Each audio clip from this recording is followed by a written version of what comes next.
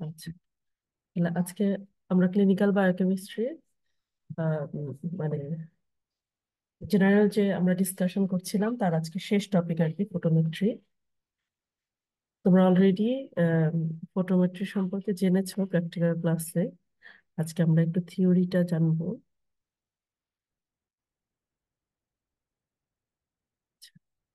Photometry এটা নাম শুনে বুঝতে পারছো, ফটো মানে হচ্ছে আলো আর মেট্রি মানে মেজারমেন্ট আর কি। তাহলে এই লাইট মানে যে কোনো সলিউশনের ভেতরে লাইট অ্যাবসর্পশন এবং সেটার মেজারমেন্ট নিয়ে যে আলোচনা করা হয় যে সেকশনে আর কি, সেটাকে বলা হচ্ছে ফটোমেট্রি। ফটোমিটার হচ্ছে ইনস্ট্রুমেন্ট, যে টেকনিক আহ, এবং তোমরা প্র্যাকটিক্যাল করে দেখেছো বা এমনি আমাদের নর্মাল বায়োকেমিস্ট্রি ল্যাবেও মেইনলি প্রধানত আর কি যে টেকনিকটা ইউজ করা হয় সেটা হচ্ছে আসলে ফটোমিটারের উপর ডিপেন্ড করে। এটা এই ইনস্ট্রুমেন্টটা এমন ভাবে ডিজাইন করা হয়েছে যেন আহ, মানে একটা লাইট পাস করলে মানে কোনো সলিউশন দিয়ে লাইট পাস করার পরে সেই লাইটটা বা বিম অফ লাইটটার ইন্টেন্সিটিটা মেজার করতে পারে, হ্যাঁ? তো আহ, এটা তোমরা জানো যে কোনো সলিউশন, হ্যাঁ, কোনো একটা সলিউশনে যদি মনোক্রোমাটিক লাইট পাস করা হয় তাহলে কিছু অংশ এই সলিউশনটা অ্যাবজর্ব করে নেবে লাইটটা এবং কিছু অংশ ট্রান্সমিট করবে, তাই না? আবার কিছু অংশ রিফ্লেক্ট করবে। তিনটা ঘটনা ঘটতে পারে। তাহলে একটা লাইট যখন ফেলা হবে কোনো সলিউশনের উপরে, তাহলে সেই সলিউশন কিছু অংশ অ্যাবজর্পশন করে নেবে, কিছু অংশ ট্রান্সমিট করবে আর কিছু রিফ্লেক্ট করতে পারে, হ্যাঁ। এটা তো এই এখানে সাধারণত আমরা এখানে যেটা ইউজ করি সেটা আর কি ট্রান্সমিটেড লাইট নিয়েই আমরা আলোচনা করি। আর যে ফটোমিটার নিয়ে আমরা কথা বলবো বা কালারিমিটার বা স্পেকট্রোফটোমিটার যেটা আমরা বলছি, এটা দুইটা ল এর উপর ডিপেন্ড করে। একটা হচ্ছে বিয়ার্স ল, একটা হচ্ছে ল্যাম্বার্টস ল। হ্যাঁ, বিয়ার্স ল বলে যে এই যে লাইটটা ট্রান্সমিট করলো, তাই না, একটা সলিউশনের ভিতরে লাইট ফেলা হলো, তারপরে কিছু লাইটের একটা অংশ ট্রান্সমিট করলো, তাহলে এই ট্রান্সমিটেড লাইটটা কমে যাবে কতটুকু? যত অ্যাবজর্পশন যত বেশি হবে ট্রান্সমিটেড লাইটটা তত কমে যাবে, তাই না? আবার অ্যাবজর্পশন যদি কম হয়, লাইটের অ্যাবজর্পশন যদি কম হয় তাহলে ট্রান্সমিটেড লাইটটা বাড়বে। আর এই অ্যাবজর্পশনটা ডিপেন্ড করবে আবার ওই যে সলিউশনের যে কালার্ড সাবস্টেন্স আছে তার কনসেন্ট্রেশনের উপরে। তাহলে এটা এটা বলতে চাচ্ছে যে কনসেন্ট্রেশন, সলিউশনের কনসেন্ট্রেশন যত বাড়বে, কালার্ড সাবস্টেন্সের কনসেন্ট্রেশন যত বাড়বে, অ্যাবজর্বেন্সটা তত কমবে।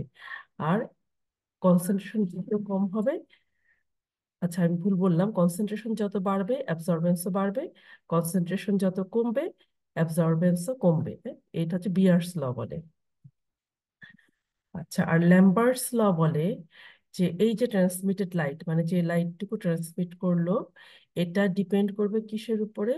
এটা হচ্ছে যে এই সলিউশনের যে লাইট পাথ আছে সেটার উপরে, সলিউশনের থিকনেসটার উপরে। আমি যে টেস্ট টিউবের সলিউশন রাখবো সেই টেস্ট টিউবের থিকনেস যদি কম হয় তাহলে ট্রান্সমিটেড লাইটটা বেশি হবে, অ্যাবজর্বেন্সটা কম হবে। আবার সেটার থিকনেস যদি বেশি হয় তাহলে অ্যাবজর্বেন্সটাই বেশি হবে আর ট্রান্সমিশনটা কম হবে। তাহলে আমরা এখানে দেখতে পাচ্ছি অ্যাবজর্বেন্স এবং হচ্ছে কনসেন্ট্রেশন, এটা কিন্তু মানে অ্যাবজর্বেন্স যদি কনসেন্ট্রেশন যদি বাড়ে অ্যাবজর্বেন্স বাড়বে, কিন্তু ট্রান্সমিটেন্স আবার কমে যাবে। ঠিক আছে, কনসেন্ট্রেশন বাড়ার সাথে সাথে লাইটের ট্রান্সমিটেন্সটা কমতে থাকবে। এটা বলেছে বিয়ার্স ল। আর ল্যাম্বার্টস ল যেটা বলেছে যে এটা লাইট পাথের উপর ডিপেন্ড করবে। এখন আমরা কি করি, আমরা যে তোমরা দেখেছো যে যে আমরা ধরো গ্লুকোজের কনসেন্ট্রেশন মেজার করতে চাই অথবা বিলিরুবিনের অথবা প্রোটিনের, যেটাই করি আমরা কি একটা নির্দিষ্ট ইনস্ট্রুমেন্টে যে কিউভেটের সলিউশনটা দিয়ে দিই সেই কিউভেটের থিকনেস সবসময় সেম, তাই না? তাহলে এই যে লাইট পাথ যেটাকে আমরা বলি, লাইট পাথ কিন্তু এই ক্ষেত্রে সেম। তাহলে এই ল্যাম্বার্টস ল আসলে আমাদের এই কালারিমিটারে যেটা এখানে খুব বেশি এফেক্ট ফেলতে পারছে না। ল্যাম্বার্টস ল এখানে কাজে শুধু বিয়ার্স ল এর উপরই ডিপেন্ড করে। তাহলে আহ, আমরা এক কথা এখানে বলতে পারি যে অ্যাবসর্বেন্স ডিপেন্ড করে কনসেন্ট্রেশনের উপরে, যেহেতু ল্যাম্বার্টস বা লাইট পাথ যেটা, এটা আমরা কিন্তু ইগনোর করলাম। কিভাবে ইগনোর করলাম?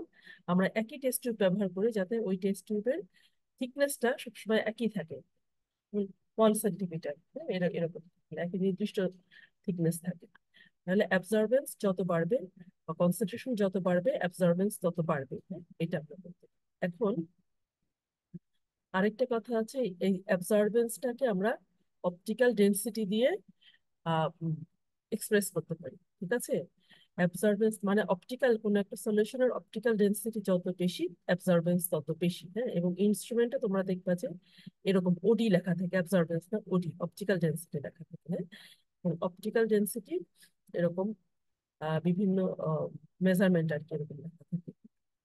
আর আমরা একটু আগেও বলেছি যে অপটিক্যাল ডেনসিটি বা অ্যাবজর্বেন্স যত বাড়বে, ট্রান্সমিটেন্স কিন্তু তত কমবে। মানে একটা লাইট যদি অ্যাবজর্ব করে নেয় বেশি, তাহলে ট্রান্সমিট হবে কম। আর একটা লাইট যদি অ্যাবজর্ব কম করে, তাহলে ট্রান্সমিট হবে বেশি। হ্যাঁ, কাজেই আমরা তোমরা কালারিং মিটার যে মিটার দেখতে পাও, সেই মিটার কিন্তু এরকম যে যে পাশে ট্রান্সমিটেন্স দেখায় সে পাশে দেখো, মানে 0, 10, 20 এর পাশে আস্তে আস্তে বেড়েছে। আর অপোজিটে যে অপটিক্যাল ডেন্সিটি দেখতে পাচ্ছি, এখানে কিন্তু সবচেয়ে কম আছে। যেখানে ট্রান্সমিটেন্স সবচেয়ে বেশি, সেখানে অ্যাবজর্বেন্স সবচেয়ে কম। 100 যদি ট্রান্সমিটেন্স হয়, অ্যাবজর্বেন্স হবে 0। এরপরে অ্যাবজর্বেন্স যত বা অপটিক্যাল ডেন্সিটি যত বাড়বে, ট্রান্সমিটেন্স তত কমতে থাকবে। হ্যাঁ, এটা হচ্ছে মূল কথা। এখন তোমরা যে ইনস্ট্রুমেন্টটা দেখেছো সেটা এরকম। হ্যাঁ, মিটারটা এখানে আমরা যে এতক্ষণ যেটা বললাম সেটা হচ্ছে আমরা বুঝেছি যে অপটিক্যাল ডেন্সিটি বা অ্যাবজর্বেন্স এটা ডিপেন্ড করে কি কনসেন্ট্রেশন এবং হচ্ছে এটা হচ্ছে থিকনেস এর উপরে ডিপেন্ড করে। তাহলে ঠিক আমরা এটাকে আর ম্যাথমেটিক্যালি একটা ধ্রুবক দিয়ে আর কি ইকুয়াল করতে পারি, যদি অনুপাতটাকে যদি আমরা সমান করতে চাই। হ্যাঁ, আমরা কি হচ্ছে একটা কনস্ট্যান্ট ইউজ করেছি, করে ইকুয়ালস করেছি এখানে। এবং এখানে যেহেতু টিটা থিকনেস অফ দ্য লেয়ার, এটা হচ্ছে আমরা একটা নির্দিষ্ট রেখেছি, যে থিকনেসটা আমরা বাদ দিতে পারি। তাহলে আমরা সরাসরি বলতে পারি এ ইকুয়ালস টু কেস, এরকম। এখন যে ইনস্ট্রুমেন্ট আমরা একটা ইনস্ট্রুমেন্ট ইউজ করেছি, তো এই যে ফটোমেট্রি বা এই বিয়ার্স নাম্বারস ল এর উপরে ডিপেন্ড করে বেশ কয়েকটা ইনস্ট্রুমেন্ট। সেগুলোকে আমরা ক্লাসিফাই করি মোটামুটি দুই ভাবে। যেখানে অ্যাবসর্বড বা ট্রান্সমিটেড লাইট মেজার করা হয়, সেটা হতে পারে কলোনোমিটার অথবা স্পেকট্রোফোটোমিটার। আর কোনো কোনো ক্ষেত্রে এমিটেড লাইট, যে লাইটটা এমিশন হয়, সেটা মেজার করা হয়, সেটা হচ্ছে ফ্লেম এমিশন ফোটোমিটার। হ্যাঁ, মানে সবচেয়ে সিম্পল ইনস্ট্রুমেন্ট হচ্ছে কালারিং মিটার, যেটা আমরা ল্যাবে ইউজ করি। তাহলে কালারিং মিটার কি করে? এটা হচ্ছে কালার মিটার, বুঝছে যে মানে কালার্ড সাবস্টেন্স কে মেজার করে, কালার্ড সাবস্টেন্সের কনসেন্ট্রেশনকে মেজার করে।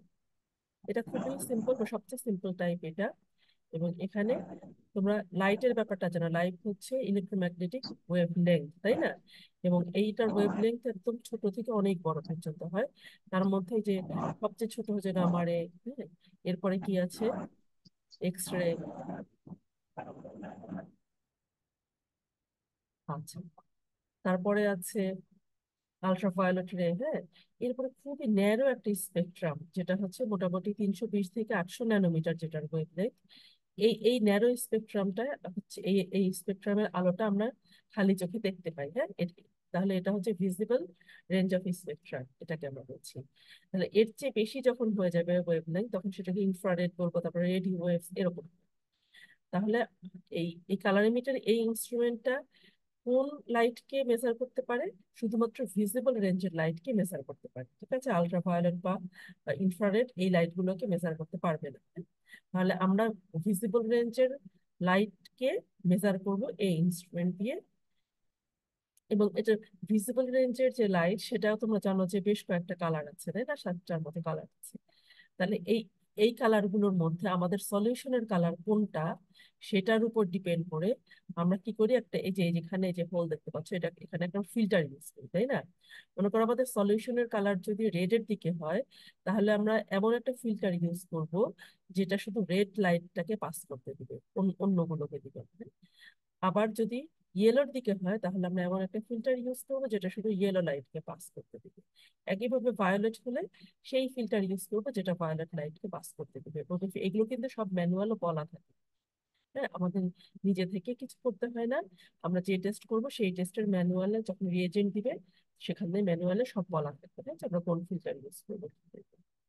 তাহলে কালারিমিটারটা কি? এটা হচ্ছে কালার সাবস্টেন্সের কনসেন্ট্রেশন মেজার করা হয়।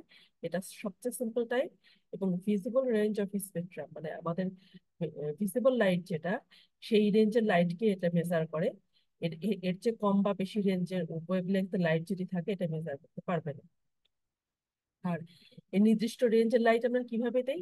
একটা ফিল্টার ইউজ করে আমরা ওই শুধুমাত্র ওই লাইটটাকে আমরা পাস করাই, হ্যাঁ? আর স্পেকট্রোফটোমিটার যেটা, এটা একটু উন্নত টাইপের এবং একটু জটিল, তারপরে সফিস্টিকেটেড, এবং এটার দামও অনেক বেশি, হ্যাঁ। এটা এটা কি হয়, এটা কিন্তু ভিজিবল রেঞ্জের সাথে সাথে আলট্রাভায়োলেট, এই রেঞ্জ, এই লাইটটাকেও মেজার করে, ভিজিবল প্লাস আলট্রাভায়োলেট রেঞ্জ, এটাকে হচ্ছে মেজার করতে পারে। এবং এই ক্ষেত্রে আমরা একটু আগে যেমন দেখলাম, যখন আমরা ফিল্টার ইউজ করেছি, এখানে গ্লাস প্রিজম, হ্যাঁ, ইউজ করা হয়, বা কোয়ার্টজ প্রিজম ইউজ করা হয়। আর আমরা আম, ওই ওই ক্ষেত্রে আমরা স্পেক্ট্রো মানে কালারিমিটারে আমরা ইউজ করেছি কিউভেট, যেটা সেটা গ্লাস কিউভেট, তাই না? এখানে হচ্ছে কোয়ার্টজ এর কিউভেট ইউজ করা হয়। এটা তাহলে এটা একটু সফিস্টিকেটেড, এটার দাম অনেক বেশি, এবং এইটার রেজাল্ট কিন্তু আরো বেশি অ্যাকুরেট হবে। অ্যাকুরেসি প্রিসিশন এগুলো আগেরটা চাইতে অনেক বেশি। তাহলে আর আগেরটা আমরা বলেছি কালারিমিটার, যেটা ইউজ করি সেটা হচ্ছে কালার সাবস্টেন্সের কনসেন্ট্রেশন মেজার করতে পারে, কিন্তু এটা কিন্তু কালারলেস সাবস্টেন্সের কনসেন্ট্রেশনও মেজার করতে পারবে, হ্যাঁ। তাহলে বেশ অনেকগুলো পার্থক্য কিন্তু আমরা বলে দিলাম এখানে। আরেকটা আছে ফ্লেম ফটোমিটার। ফ্লেম ফটোমিটারটা কিছু না, এটা আরো বেশি সফিস্টিকেটেড, এবং এটা কিছু ইলেকট্রোলাইটস এর কনসেন্ট্রেশনটা মেজার করে।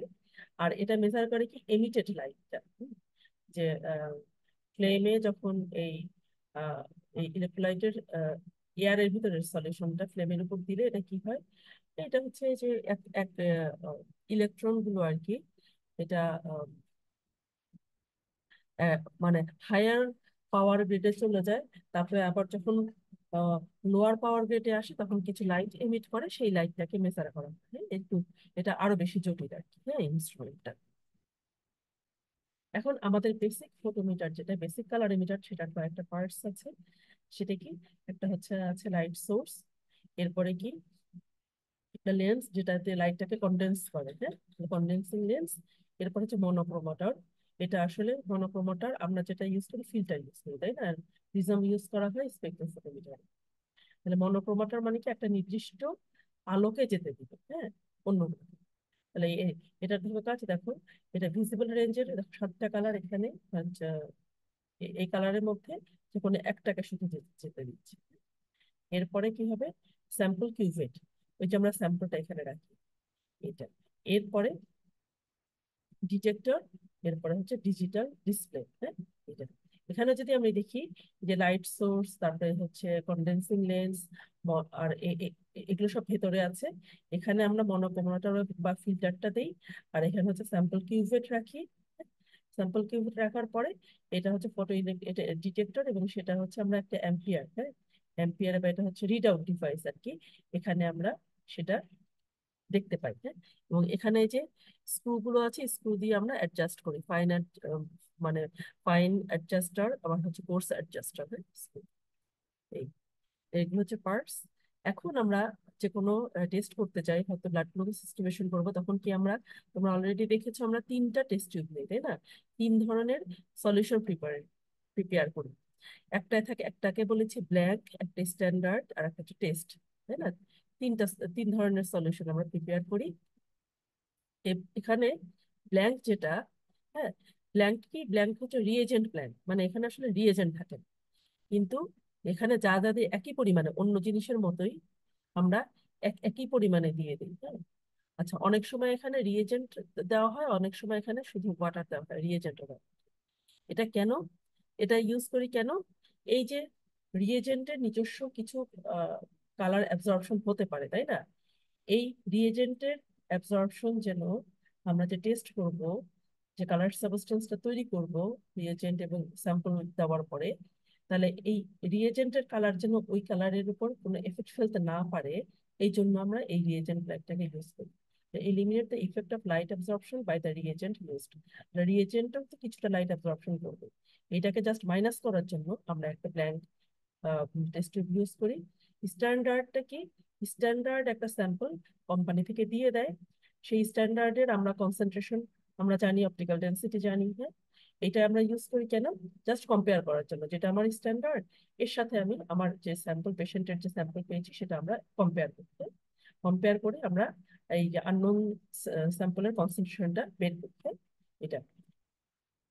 আর টেস্ট স্যাম্পল যেটা আমরা আসলে এই টেস্টটা করব, টেস্ট সলিউশনে কি দিব? আমরা স্যাম্পলটা দিব, আমাদের যে রুগীর পেশেন্টের কাছ থেকে যে আমরা স্যাম্পল পেয়েছি সেটা দিব। The solution is made by treating a specific volume of test sample with reagent. Test sample এবং রিয়েজেন্ট নিব, এবং কিভাবে তৈরি করব এটা ম্যানুয়ালে যেভাবে বলা থাকবে সেই প্রসিডিউর অনুযায়ী টেস্ট স্যাম্পলটা তৈরি করব। যেমন তোমরা গ্লুকোজ এস্টিমেশন করেছো, তাই না? এটা এটা তো তোমাদের হয়েছে নাকি, estimation of blood glucose? G ma'am. হয়েছে না? আচ্ছা, তাহলে এটা কি, এটার একটা মানে যে কোনো আম, এই এস্টিমেশন আমি যখন কালারিমিটার দিয়ে যে কোনো টেস্ট করতে যাব, তখন আমার মূল উদ্দেশ্য থাকবে যে আমি এমন একটা এই রিয়েজেন্ট ইউজ করব, সেই রিয়েজেন্ট এবং স্যাম্পলের রিয়াকশনে যেন একটা কালার্ড সাবস্টেন্স তৈরি হবে, রঙিন একটা সাবস্টেন্স তৈরি হবে। তারপরে আমি সেই কালার সাবস্টেন্সটা কি হবে, সেটা কিন্তু ওই যে আসল যে আমার যেটা মাপতে যাচ্ছি সেইটার সমানুপাতিক হবে, হ্যাঁ? তাহলে আমি যদি কালার সাবস্টেন্সের কনসেন্ট্রেশন বের করি, তাহলে আমি আমার আসল যেটার কনসেন্ট্রেশন যাচ্ছে যাচ্ছে সেইটার কনসেন্ট্রেশন জেনে যাব। গ্লুকোজের ক্ষেত্রে যেমন গ্লুকোজ অক্সিডেজ মেথড, হ্যাঁ, এটা আমরা ইউজ করি। এখানে কি গ্লুকোজের সাথে কি হয়, গ্লুকোজ অক্সিডেজ এনজাইম, একে একে হচ্ছে গ্লুকোনিক অ্যাসিড প্লাস হাইড্রোজেন পারঅক্সাইড, এটা কনভার্ট করে। এই হাইড্রোজেন পারঅক্সাইড আবার পারঅক্সিডেজ দিয়ে ওয়াটার এবং অক্সিজেনে কনভার্ট হয়। আর এ তখন কি করে, আমাদের যে রিয়েজেন্ট যেটা আমরা ফোরামাইনোফেনাজোল এবং ফেনল, হ্যাঁ, রিয়েজেন্টের মধ্যে গ্লুকোজ অক্সিডেজ পারঅক্সিডেজ এবং হচ্ছে এইগুলো থাকে। তাহলে এটাকে তখন কি করে, কুইনোনেমাইন কনভার্ট করে, এবং কুইনোনেমাইন একটা কালার সাবস্টেন্স, পিঙ্ক কালারের একটা সাবস্টেন্স। এখন কুইনোনেমাইন কি, এই পিঙ্ক কালার ইন্টেন্সিটিটা যত বেশি হবে, এই কালার যত বেশি হবে, তার মানে গ্লুকোজও তত বেশি আছে। গ্লুকোজ যদি কম থাকে, এই কালার সাবস্টেন্সও তৈরি হবে কম। এটা হচ্ছে আমাদের মূল লক্ষ্য, হ্যাঁ। এটা এটা প্রত্যেকটার ক্ষেত্রে মোটামুটি এই একই প্রিন্সিপালে কাজ করে, এবং প্রত্যেকটা রিয়েজেন্ট শুধু আলাদা, হ্যাঁ, কিন্তু মূল কাজ এই একই। তাহলে এখানে আমরা তিনটা টেস্ট টিউব নেই, একটা নেই ব্ল্যাঙ্ক, একটা নেই হচ্ছে স্যাম্পল, আর একটা হচ্ছে সরি একটা স্ট্যান্ডার্ড, আর একটা হচ্ছে টেস্ট, তাই না? তিনটা নেই। এর মধ্যে ব্ল্যাঙ্ক যেটা এখানে ম্যানুয়ালে দেওয়া থাকে, ঠিক সেইভাবে আমরা এই তিনটা টেস্ট টিউবের আমরা প্রিপেয়ার করি, হ্যাঁ। প্রথমে যেমন রিয়েজেন্ট আমরা সবগুলোতে সমান পরিমাণ দিয়ে দিলাম, হ্যাঁ, যদি আমরা এটা করতে চাই, 1000 মাইক্রোমিটার সবগুলোতে দিয়ে দিলাম। এবং এই মানে এই মেজারমেন্টটা খুবই ইম্পর্টেন্ট, হ্যাঁ, একদম এটা যতদূর সম্ভব অ্যাকুরেট করতে হয় মেজারমেন্ট, হ্যাঁ। একটু যদি রিয়েজেন্ট বেশি হয়ে যায়, আমাদের কিন্তু এই যে টেস্টে এটা কনসেন্ট্রেশন কম বেশি হয়ে যায়। রিয়েজেন্ট কম যদি হয়, এটার কনসেন্ট্রেশনও কম বেশি। ওকে, এবার কি, এবার আমি স্যাম্পল, আমি যে পেশেন্টের কাছ থেকে স্যাম্পল পেয়েছি, স্যাম্পলটা কি করেছি, এটা আমি অ্যান্টিকোয়াগুলেন্ট দিয়েছি, তারপরে সেন্ট্রিফিউজ করেছি, করে আমি প্লাজমাটা সেপারেট করেছি, তাই না? তাহলে প্লাজমা সেপারেট করার পরে ওই যেটা পেলাম, সেই স্যাম্পলটা আমি শুধুমাত্র এই টেস্ট যেটা টি লেখা যে টেস্ট টিউব, আমি সেখানে শুধুমাত্র 10 মাইক্রোলিটার স্যাম্পল দিব, অন্যগুলোতে দিব না। স্ট্যান্ডার্ড যেটা এস লেখা যে টেস্ট টিউব, সেখানে আমি ওই যে কোম্পানি থেকে যে আমাকে স্ট্যান্ডার্ড সলিউশন দিয়েছে, আমি সেটার এই একই পরিমাণ 10 মাইক্রোলিটার দিব। ঠিক আছে, এটা তাহলে দুটো পেলাম। আর ব্ল্যাঙ্ক যেহেতু, এটা আমি কিছুই দিব না, কোনোটাই দিব না, স্ট্যান্ডার্ডও দিব না, টেস্টও দিব না। এটা আমি শুধুমাত্র রিয়েজেন্টটা দিয়েছি কেন, কারণ এই যে রিয়েজেন্টের যে অ্যাবজর্বেন্স, এটা আমি এগুলো থেকে মাইনাস করে দিতে চাচ্ছি, হ্যাঁ, এই জন্য আমি ব্ল্যাঙ্কটা ইউজ করবো। এখন আমি এই টেস্ট টিউবটা নিয়ে কি করব, প্রথমে ব্ল্যাঙ্কটা কি করবে, এটা কিউভেটের ব্ল্যাঙ্ক সলিউশনটা কিউভেটের ভিতরে দিব, তাই না? কিউভেট, আমি কিন্তু টেস্ট টিউবটা এখানে রাখি না, আমি কিউভেট এই ইনস্ট্রুমেন্টের সাথে একটা গ্লাস কিউভেট দেওয়া হয়, কারণ ওই গ্লাসেরও একটা অ্যাবজর্বেন্স আছে। হ্যাঁ, আমি যে টেস্ট টিউবটা ইউজ করছি সেই টেস্ট টিউবের অ্যাবজর্বেন্স, তারপরে অপটিক্যাল পাথ, এগুলো হয়তো এটার সাথে মিলবে না। এটা একদম সেম এক্সাক্টলি একই রাখার জন্য আমরা এই এই ইনস্ট্রুমেন্টের সাথে দেয়া কিউভেটটা ইউজ করব। তাহলে গ্লাস কিউভেটে আমি এটা দিব। হুম, এটা প্রথমে ব্ল্যাঙ্ক যেটা রিয়েজেন্ট ব্ল্যাঙ্ক যেটা সেটা আমি এখানে ঢেলে দিব। দিয়ে আমার নির্দিষ্ট ফিল্টার আমি ইউজ করব মনোক্রোমাটার হিসেবে, ম্যানুয়ালে যেটা দেওয়া থাকবে সেই ফিল্টারটা আমি ইউজ করব। তারপরে এখানে টেস্ট টিউব রাখার পরে আমি কি করব, এই যে অ্যাডজাস্টার দিয়ে ফাইন এবং কোর্স অ্যাডজাস্টার ঘুরিয়ে আমি এইটাকে এই কাটাটাকে জিরোতে রাখবো, বা এই ইয়েটাকে এই রিডিংটাকে আমি জিরোতে আনবো। মানে ব্ল্যাঙ্ক আমাকে যেই রিডিং ই দিক না কেন, ব্ল্যাঙ্কের রিডিংটা আমি জিরোতে যদি আনি, তারপরে কি, তারপরে যে রিডিং ই আসবে সেই রিডিং আমি সরাসরি নিয়ে নিতে পারবো। কিন্তু আমি যদি জিরোতে না আনি তাহলে আমাকে ব্ল্যাঙ্কের রিডিংটাও নিতে হবে, তারপরে স্ট্যান্ডার্ডের রিডিং থেকে ব্ল্যাঙ্কটা মাইনাস করতে হবে, আবার টেস্টের রিডিং থেকে ব্ল্যাঙ্কটা মাইনাস করতে হবে। আর আরেকটা কাজ করতে পারি কি, আমি জিরোতে এনে রাখলাম ব্ল্যাঙ্ককে, তারপরে যে রিডিং আসে সরাসরি আমি সেই রিডিংটা নিয়ে নিবো, হ্যাঁ, অন্যগুলোর ক্ষেত্রে। তাহলে আমি ব্ল্যাঙ্কটা এরপরে সরিয়ে ফেলবো এবং কোনো স্ক্রুতে আর হাত দিব না। আমার স্ক্রুতে অ্যাডজাস্টারে হাত দিব শুধুমাত্র ব্ল্যাঙ্কেটটা জিরোতে আনার জন্য। তারপরে আর এখানে হাত দিব না, হ্যাঁ, কোনোটা হাত দিব না। আমি এরপরে কি করবো, এই কিউভেটে আমি স্ট্যান্ডার্ড সলিউশনটা দিব। দিয়ে আমি অপটিক্যাল ডেন্সিটি কত আসে এটা নিব। এরপরে আমি আবার এটা সরিয়ে ফেলে আবার এই এই কিউভেটে আবার ওই সেই টেস্ট, যে টি লেখা টেস্ট টিউবের যে রিয়েজেন্ট এবং স্যাম্পল মিক্স, সেটা আবার দিব। এরপরে আবার এখান থেকে এখানে যে রিডিং আসে জাস্ট রিডিংটা নিব, আমি কোনো স্ক্রুতে হাত দিব না, ঠিক আছে? তাহলে আমি এখানে রিডিং গুলো পেলাম, দুটো রিডিং। এখন ব্ল্যাঙ্ক যেহেতু আমি জিরোতে নিয়েছি, ব্ল্যাঙ্কের কোনো রিডিং দিব না, কিন্তু বাকিগুলো আমি রিডিং নিচ্ছি।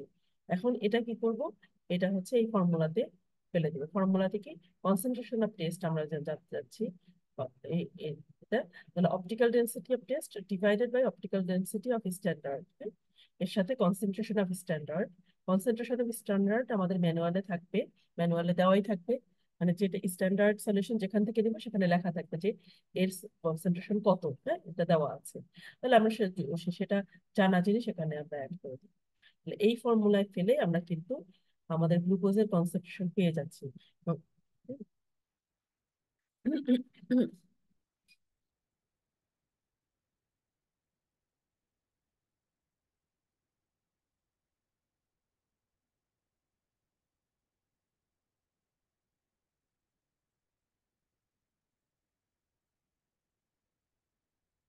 আচ্ছা, তোমরা কি শুনতে পাচ্ছ আমার কথা? ইলেকট্রিসিটি চলে গেল তো।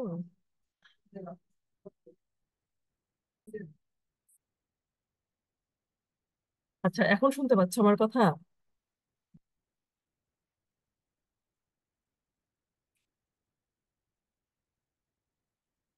আমাদের ইলেকট্রিসিটি চলে গেল তো এই জন্য লাইনটা কেটে গেছে।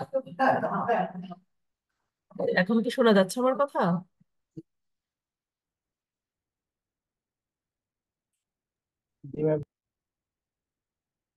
শুনতে পাচ্ছ না?